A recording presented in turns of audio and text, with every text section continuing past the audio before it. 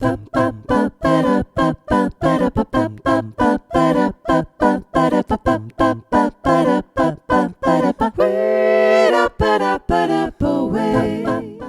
à toutes, bonjour à tous et bienvenue dans Chanter en chœur, ça s'apprend, le podcast des amoureux du chant choral. Je suis Anne Le Goff, chanteuse, chef de chœur et professeure de chant depuis plus de 20 ans. Et ici, nous parlons de voix, de chant et plus particulièrement de chanter ensemble. Les bonus jusqu'à l'épisode 26 sont à retrouver sur mon site annelegoff.fr. D'habitude, Le Goff, ça s'écrit en 2 mots et j'y tiens beaucoup. Mais pour cette fois, Anne Le Goff, c'est tout attaché.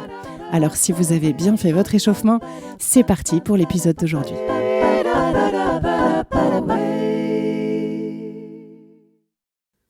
Aujourd'hui, je vous parle d'un jeu que j'aime utiliser avec les chœurs, que ce soit des chœurs d'enfants ou d'adultes, et qui a de nombreuses vertus, comme bien souvent les jeux vocaux. C'est évidemment un jeu qu'on peut décliner à l'infini, faire évoluer avec toutes les idées qui nous passent par la tête et qui peut nous donner des idées pour créer aussi des morceaux, pourquoi pas, des choses plus fixées en tout cas. Je l'appelle tout simplement le jeu des prénoms, et vous allez comprendre pourquoi, mais libre à vous bien sûr de lui donner un nom plus sophistiqué. Tout d'abord, parlons des règles du jeu. Je vous conseille de vous mettre en cercle, parce que c'est une position où tout le monde est à égalité, et surtout où tout le monde se voit. Je vais donc vous parler de 3 déclinaisons de ce jeu. Première déclinaison, peut-être à utiliser au début, quand le chœur ne se connaît pas encore très bien, ou bien au début d'un stage, mais qui peut ensuite être utilisée et développée, bien sûr, quand le chœur se connaît mieux. On va tout simplement proposer à chacun et chacune de dire son prénom à l'assemblée.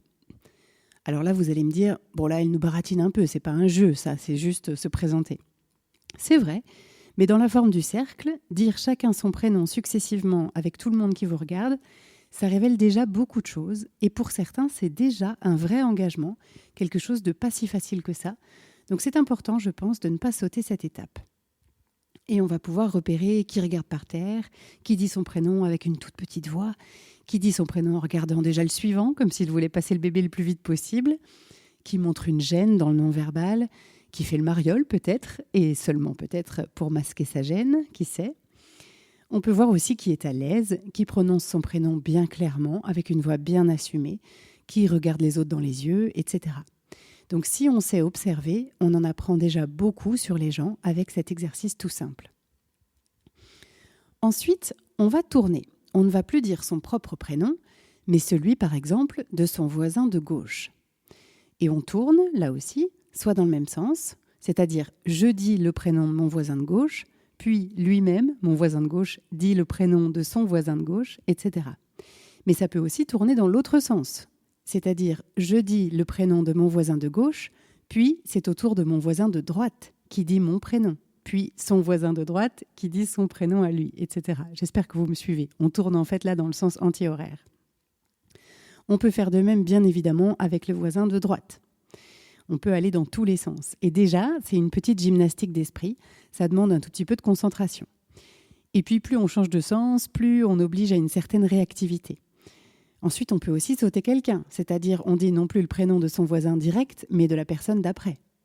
Et même chose, on peut changer le sens du cercle. On peut évidemment décliner en disant le prénom de celui ou celle d'en face, ou bien le 5e à gauche. Bref, on fait ce qu'on veut pour corser l'exercice et ainsi forcer la concentration.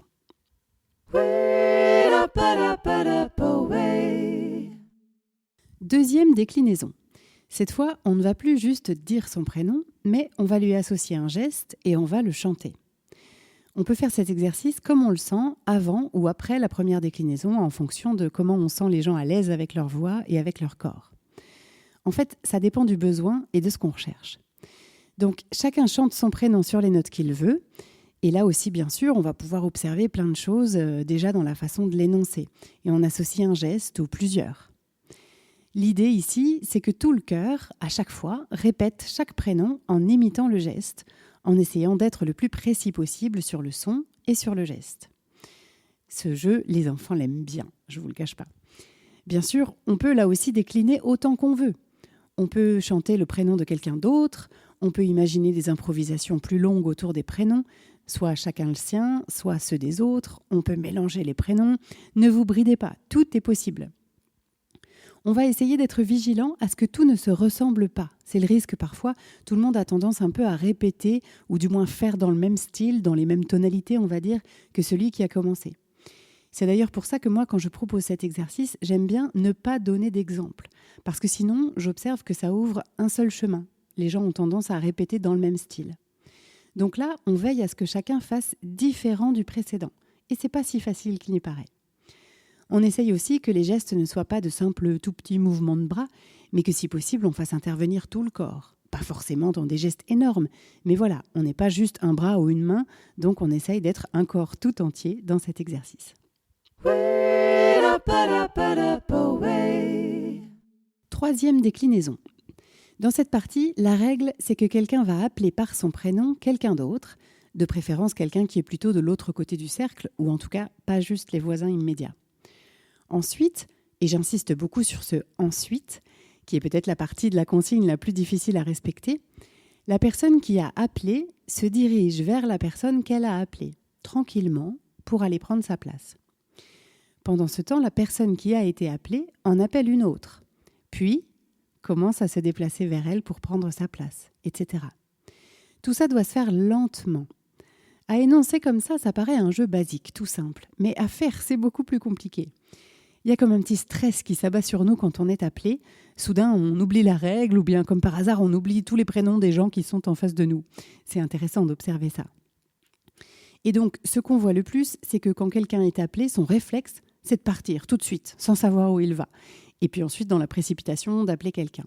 Non, ce qu'on veut, c'est que la personne appelée, en prenant son temps, appelle quelqu'un d'abord, puis parte. Donc pour ça, il faut aussi que la personne qui l'a appelée et qui est en train de marcher vers elle lui donne le temps, marche lentement, sinon d'un coup ça lui met une sacrée pression. Et donc avec ce jeu, on va commencer comme ça à initier un petit ballet de gens qui se déplacent, plutôt un par un au départ. Mais bien sûr, on va corser l'affaire. Alors, avant de passer à la deuxième étape, faites ce jeu un peu longuement pour que la règle soit bien intégrée. Je suis appelé, j'appelle, et une fois seulement que je sais où je vais, je me déplace tranquillement. Encore une fois, déjà faire ça calmement, c'est pas si facile. Et on va être attentif à cette étape à éviter tous les parasites. Les je sais pas, je me souviens plus de ton prénom. Oh là là, ah oui, il faut que j'appelle quelqu'un. Bon, si on a un problème de prénom, on demande calmement, rappelle-moi ton prénom. Ensuite, on l'énonce clairement et on se déplace. On fait confiance à la personne qui, pendant ce temps, marche vers nous pour temporiser. On est attentif aussi à ce que les prénoms soient énoncés clairement, à haute et intelligible voix. Sinon, pour les étapes suivantes, on va avoir du mal. Et donc, quand ça fonctionne bien, que tout le monde est à l'aise, on va pouvoir lancer une deuxième salve. Donc, il y a une première chaîne de prénoms, et quelqu'un qui ne fait pas partie de cette première chaîne va en lancer une deuxième, en appelant quelqu'un, même si elle n'a pas été appelée. Donc là, on va avoir à chaque fois 2 prénoms qui sont appelés, plus ou moins en même temps. Donc on peut être appelé aussi de 2 endroits différents. Il faut être attentif pour bien savoir qui nous a appelés, rester toujours dans la consigne et ne pas partir illico, mais appeler d'abord quelqu'un. Forcément, à un moment, une personne va être appelée par les 2 joueurs en même temps. Ça arrive tout le temps et c'est pas grave. L'un des 2 change d'option et appelle quelqu'un d'autre. Là aussi, on essaye de rester comme ça dans le calme. Vraiment, c'est ça le but de l'exercice. Et on peut ajouter comme ça plusieurs chaînes d'appels. Plus on est nombreux, plus c'est facile d'en ajouter. Et à un moment, presque tout le monde est en train de se déplacer à l'intérieur du cercle. D'où l'intérêt d'avoir bien installé le cadre dès le début. Il faut que les appels soient très clairs, très intelligibles, pour qu'il n'y ait aucun doute. Il faut que tout le monde marche très calmement. Il faut qu'il n'y ait pas de parasites vocaux ou corporels pour qu'on garde une lecture calme et claire de tout ce qui se passe.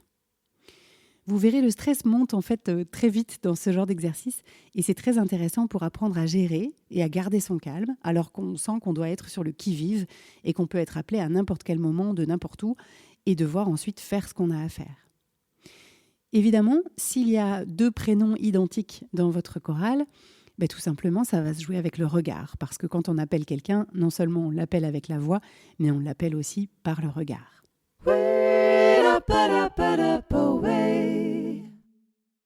Comme toujours, on utilise des jeux vocaux bien sûr pour leur côté ludique, mais il y a plein de bienfaits et de bénéfices. Pour le jeu des prénoms, bien sûr, le premier bénéfice, c'est qu'on va permettre au cœur d'apprendre à se connaître. À connaître les prénoms de chacun, bien sûr. Et le fait d'y associer des mélodies ou des gestes, ça peut aider ceux qui ont une mémoire auditive ou kinesthésique, mais aussi à voir un peu plus comment chacun se comporte, qui est à l'aise ou un peu moins. Tout ça va aider à renforcer les liens entre les membres du groupe et à favoriser un sentiment de communauté et de camaraderie, en plus du fait de passer simplement un bon moment de jeu ensemble.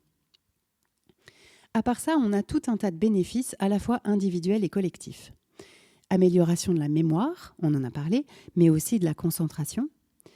Développement de l'oreille musicale, on doit écouter attentivement les sons et les rythmes de chaque prénom. Amélioration de la précision et de la synchronisation, ils doivent être précis à la fois sur l'écoute, mais aussi sur la répétition. Donc là, sur ces 2 points, on parle plutôt de la deuxième déclinaison de l'exercice.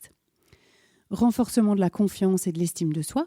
On permet à ceux qui sont peut-être moins à l'aise ou bien ceux qui sont timides ou réservés et qui prennent peu la parole de s'exprimer vocalement de manière ludique et créative.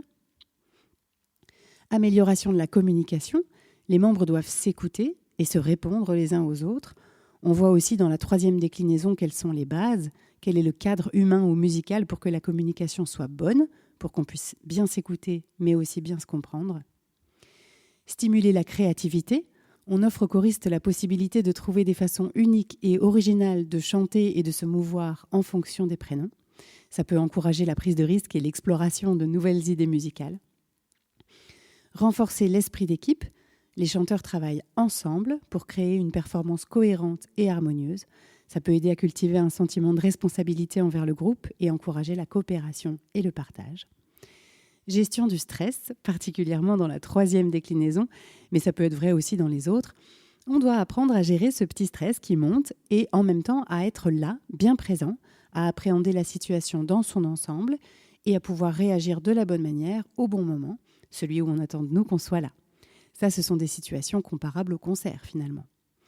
Et on pourrait trouver encore des tas de bienfaits, surtout que, bien sûr, on peut essayer d'adapter l'exercice en fonction de ce qu'on cherche à travailler, de ce sur quoi on veut mettre l'accent. Voilà pour ce jeu des prénoms. N'hésitez pas à me dire si vous utilisez ce jeu, peut-être sous une autre forme, ou si vous en connaissez encore d'autres déclinaisons, et tout ce qu'il vous apporte. En bonus, je vous lis un court texte que j'ai écrit en 2015 et qui s'intitule « Chopin ».